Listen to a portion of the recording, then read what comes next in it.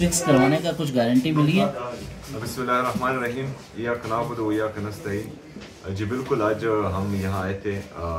जिस तरह मेरे लीडर मेरे काई जनाब इमरान खान साहब की हिदायत थी कि मेरे केसेस नहीं लगवाए जा रहे, तो आज जुनैद अकबर साहब भी थे, हमारे MNA भी हैं, सूबाई सदर पाकिस्तान तहरीक इंसाफ भी हैं, अली मोहम्मद खान साहब भी हैं, अली बुखारी साहब और बाकी अखला भी थे। बाहर तमाम पार्लियामेंटेरियन, MNAs, MPs, सेनेटर्स साहिबान भी जो हैं बैठे हुए हैं।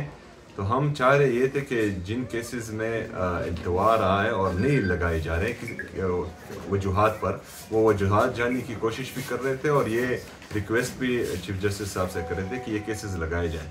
लेकिन बहरहाल 1.5 घंटा के इंतज़ार के बाद जो है वो हमसे मिले नहीं और अभी जो है हम वापस आ गए। ये बताइएगा कि मुसलसल PTI हाई कोर्ट के अंदर आकर धरना दे रही है, जमानत का केस है, 9 माह हो चुके हैं, समाअत के लिए मुकर्रर नहीं हो रहा, इसके बगैर भी कोई ऑप्शन है आपके पास या कोई रास्ता इख्तियार करेंगे?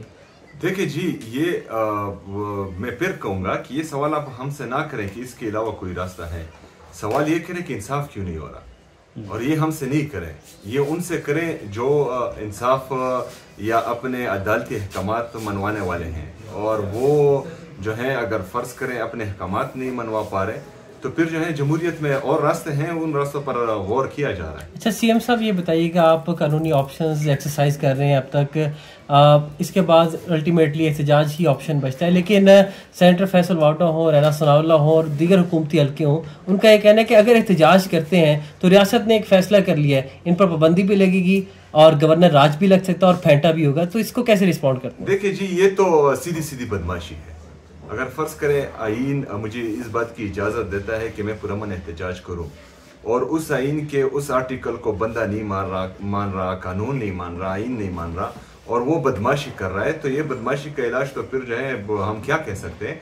लेकिन हम एहतजाज करेंगे और अगर किसी ने जो है आइन और कानून से अपने आप को मुबरा समझना है और बदमाश समझना है, तो वो फिर अपनी बदमाशी दिखाए। सुहेल साहब, 2 छोटे छोटे सवाल। एक तो 27वीं आइनी तरमीम जो ला रहे हैं, आप क्या समझते हैं कि इस आइनी तरमीम के लाने का मकसद और ख़ासतौर पर इस टाइम पे क्या मकसद जो है वो इस हुकूमत का है? दूसरी तरफ देखा जाए तो कोई 20 दरख्वास्तें आप लोगों की, आपकी और कर लें जो आपके रहनुमाएं सब की इमरान खान से मिलने की इस्लामाबाद हाई कोर्ट में आती रही हैं, यहाँ से वहाँ जाते हैं तो पुलिस वाले आप लोगों को रोक लेते हैं कि इजाज़त नहीं है। क्या वजह है, किसका प्रेशर है, किसकी वजह से, किसकी इजाज़त नहीं मिलती कि वो हाई कोर्ट के जो फैसले हैं उन पर अमल दरामद नहीं हो रहा, ना आप लोगों की मुलाकातें हो पा रही हैं? देखिए जी, सबसे पहले तो 3 जजेस ने फैसला किया कि मेरी मुलाकात होनी चाहिए। मैं गया, मेरी मुलाकात नहीं होने दी अपने लीडर अपने कायद जनाब इमरान खान साहब से। फिर हम साइनशुदा ऑर्डर का इंतज़ार कर रहे थे, वो भी तकरीबन 3-4 दिन बाद मिला और उस ऑर्डर में भी कुछ नहीं लिखा हुआ था। तो ये तो अदालतों का काम है और वो सही बता सकते हैं कि उन पर प्रेशर किसका है। दूसरी बात यह है कि 27वीं आईनी तरमीम का ड्राफ्ट पता नहीं इन्होंने भी देखा हुआ है कि नहीं, वो किसी ने देखा ही नहीं हुआ और जो है वो चल रहा है बाबे। पहले हम ड्राफ्ट देखेंगे तो उसके बाद ही उस पर कोई कमेंट कर सकते हैं। दूसरा इख्तियार वली ने प्रेस कॉन्फ्रेंस की और उसके अलावा हम देख रहे हैं तवातिर के साथ आपकी एक वीडियो चलाई जा रही है, मुनीफ फारूक और दीगर वो कह रहे हैं कि उसकी बुनियाद पे नहली की तरफ आपका मामला बढ़ सकता है अगर आपने अच्छे तरीके से बिहेव ना किया। यार वली कौन है? मुस्लिम लीग नून के।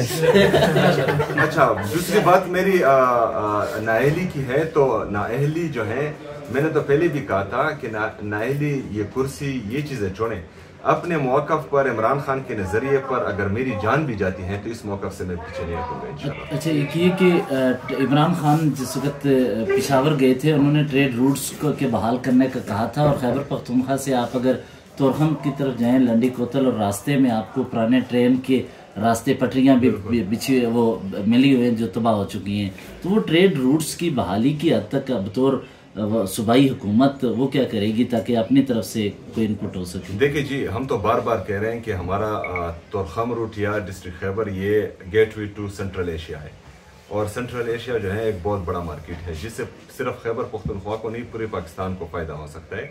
वहाँ पर जो हमारा ट्रेन रूट है उस पर बाकायदा जो है हमारा फिजिबिलिटी स्टडी भी शुरू है, उससे मैंने अपनी जो गवर्नमेंट है उससे ये दरख्वास्त भी की है कि आप फेडरल गवर्नमेंट, क्योंकि चूँकि ये रेलवे के साथ है और रेलवे जो है फेडरल गवर्नमेंट के साथ आता है, तो इसके लिए भी जो है हम बाकायदा प्लान बना रहे हैं। तो इंशाअल्लाह ताला हम कोशिश करेंगे कि सूबा खैबर पख्तूनख्वा के अंदर वो इकदाम करें जो इससे पहले ना हुए हों और पूरे खैबर पख्तूनख्वा और पाकिस्तान का फ़ायदा उसमें हो।